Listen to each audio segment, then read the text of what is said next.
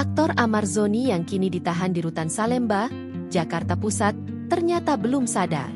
Buktinya, dengan status napi Amar Zoni kembali terseret kasus penyalahgunaan narkoba atau narkotika. Tentu ini sangat mengejutkan publik, mengingat mantan suami Irish Bella itu masih di dalam tahanan. Amar Zoni tersangkut kasus narkoba lagi, diketahui dari akun Instagram resmi Kejari Jakpus. Terlihat ada foto Amar Zoni, kemudian disebut terlibat peredaran narkoba jenis sabu dan ganja sintetis bersama beberapa tersangka lain.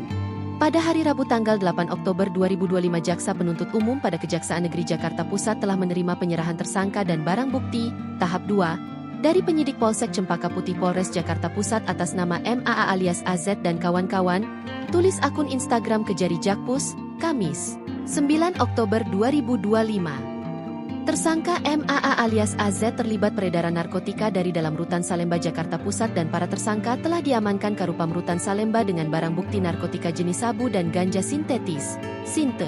Sambungnya, kembalinya Amar tersandung kasus narkoba saat di dalam rutan membuat mantan suami Irish Bella itu terancam melanggar pasal 114 ayat 2, Jungto pasal 132 ayat 1, UU RI nomor 35 tahun 2009 tentang narkotika subsidiar pasal 112 ayat 2, Jungto pasal 132 ayat 1, UU RI nomor 35 tahun 2009 tentang narkotika.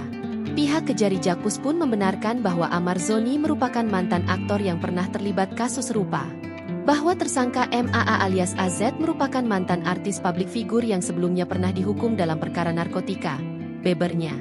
Karena itu, Amar Zoni yang seharusnya bebas dari penjara pada Desember 2025, kemungkinan besar akan lanjut hidup dari balik sel.